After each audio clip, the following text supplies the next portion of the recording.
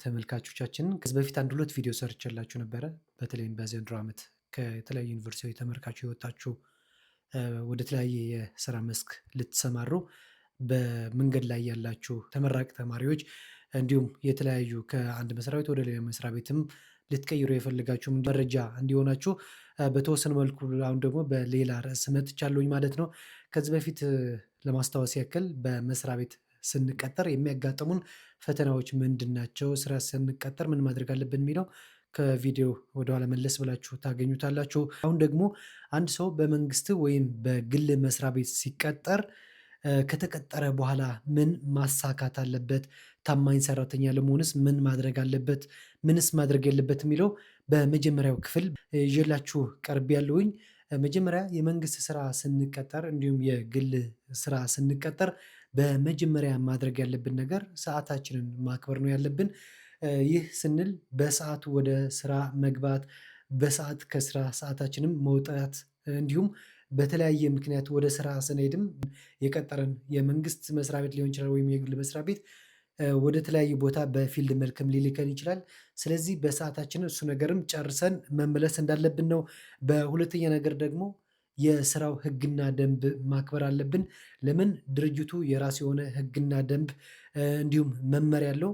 ስለዚህ ሁሉም ነገር ማድረግ ያለብን በተቋሙ ወይም በምንቀጠርበት መስሪያ ቤት ላይ በሚወጣ ህግና ደንብ መሆን አለበት ማለት ነው። ይሄ ምንድነው የሚጠቅመን ካልን ደግሞ በስራችን ጥሩ የሆነ ውጤታማ ያደርገናል።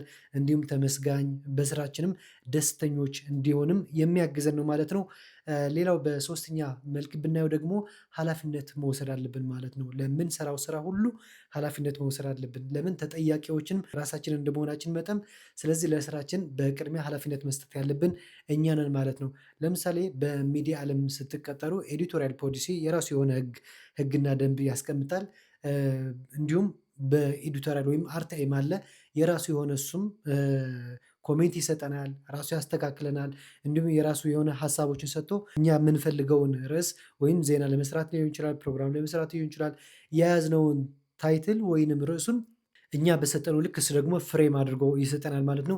ስለዚህ በምንሰራው ስራ መጀመሪያ ተጠያቂ ራሳችን እንደመሆናችን መጠን ሀላፊነትን መውሰድ አለብን ማለት ነው። በአራተኛው የምናየው ደግሞ ከባለደርቦች ጋር በአክብሮት መስራት አለብን ማለት ነው። እንዴት መስራት አለብን ከባልደረቦች ጋር ስንል ደግሞ አሁን ለምሳሌ በተለያየ ምክንያት ከስራ የምንቀርበት አጋጣሚ ሊኖር ይችላል። ስለዚህ አስቸኳይ ስራ ካለ የቅርብ ጓደኛችን ያለው ወይም የመስሪያ ቤታችን አብረን የሚሰራ ሰው ሊቀይርልን የሚችል አጋጣሚ ሊፈጠር ይችላል ማለት ነው። ከስራ ባልደረቦች ጋር ጠንካራ የሆነ ግንኙነት ማድረግ አለብን ማለት ነው። የስራ ትብብር እንዲኖረን፣ የስራ ተነሳሽነት እንዲኖረን፣ የስራ መንፈስም እንዲጨምርልን ከሚያደርጉን አንዱ የጓደኞች ከመስሪያ ቤት ጋር ያለንን የጓደኝነትን ትስስር እንደ አንዱ ነው ማለት ነው። ሌላው በአምስተኛ መልክ የምናየው ደግሞ ሚስጥርን መጠበቅ ነው። ይህ ሚስጥር መጠበቅ የምንለው የግለሰብ ብቻ ወይም የቅርብ የጓደኞቻችን ብቻ ሳይሆን የተቋሙም የራሱ የሆነ ሚስጥር መጠበቅ አለብን ማለት ነው። ሌላው ደግሞ አዲስ ነገር መማር ወይም አዲስ ነገር መፈተሽ አለብን ማለት ነው። ይህ ደግሞ በምንሰራበት ወይም በሚሰጠን ስራ ልክ ሁሉ አዳዲስ ነገሮችን ከዚህ በፊት ከተሰጡን ርዕሶችን በተለያዩ ጥናቶችን ወይም መጽሐፍትም ሊሆኑ ይችላሉ፣ በቪዲዮ መልክም ሊሆን ይችላል፣ እንዲሁም ሰዎችን በመጠየቅም ሊሆን ይችላል። ስለ ተቋሙም ወይም ለተቋሙ አዲስ ነገር ማመንጨት ካለብንም የራሳችንን ስራ አቅማችንን ማሳደግ ያለብን ሁሉ አዲስ ነገር ለተቋሙ መፍጠር አለብን ማለት ነው። ይህ ለተቋሙ ብቻ ሳይሆን ለራሳችንን ጥሩ ስም ይገነባልናል። ከአንድ ተቋም ወደ ሌላ ተቋም ስንቀጠር ወይ ወደ አንዱ ሽፍት ስናደርግም የራሳችን የሆነ መልካም ስነ ምግባርና መልካም ስራ እንዲሁም እድገትን ነው ይዘን የምንሄደው ማለት ነው። እንዲሁ በሰባተኛ ላይ የምናየው ደግሞ የተቋሙን ንብረትን በአግባቡ መጠቀም አለብን ማለት ነው። ዋና ዓላማችን የተቋሙን ወይም ህዝብና መንግስትን ማገልገል እስከሆነ ድረስ የህዝብና መንግስት ንብረት ደግሞ ራሳችንን እንደ ራሳችን አድርገን መጠቀም እንዳለብን አንድ ከመንግስት መስሪያ ቤት የተቀጠርንበት እንደ ዋነኛ ዓላማ ልናየው የምንችለው ማለት ነው። ሁሉም ነገር በግዴለሽነት መያዝ የለብንም። ስምንተኛ አድርገን የምናየው ደግሞ ስነ ምግባርን ማሳየት አለብን ማለት ነው። ይህ ስንል ትህትናን፣ ታማኝነትንና ተጠያቂነትን ማሳየት ያለበት ወይም ያማከለ መሆን አለበት ማለት ነው። አንድ ተቋም ላይ ስንቀጠር መጀመሪያ ላይ ስንቀጠር የሚያጋጥመን ነገር አለ ወይም የምንይዘው ፀባይ፣ ባህሪ፣ ታማኝነት አለ። ነገር ግን ከሁለት ከሶስት አመት በኋላ ደግሞ በእድገት መልክም ሊሆን ይችላል፣ በስራ ጫናም መልክ ሊሆን ይችላል።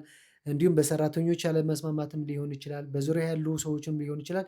የሆነ አዲስ ባህሪ ሊመጣ ይችላል እና ይህንን መልካም ስነምግባርን ተቋም ላይ እስከቆየን ድረስ መልካም ስነምግባርን ማሳየት አለብን። ከቅርብ ኃላፊዎች ጋር ጥሩ የሆነ ግንኙነት ማድረግ አለብን ማለት ነው። በስራ ዙሪያ ተመካክረን የተሰጠንን ኃላፊነት ሁሉ መወጣት አለብን ማለት ነው። ይህ ለመጀመሪያ ጊዜ መስሪያ ቤት ስንቀጠር የሚያጋጥሙን እና ማድረግ ያለብን ነገሮች ናቸው ማለት ነው። ስላዳመጣችሁኝ እጅግ አድርጌ አመሰግናለሁኝ። መልካም ሁኑልኝ።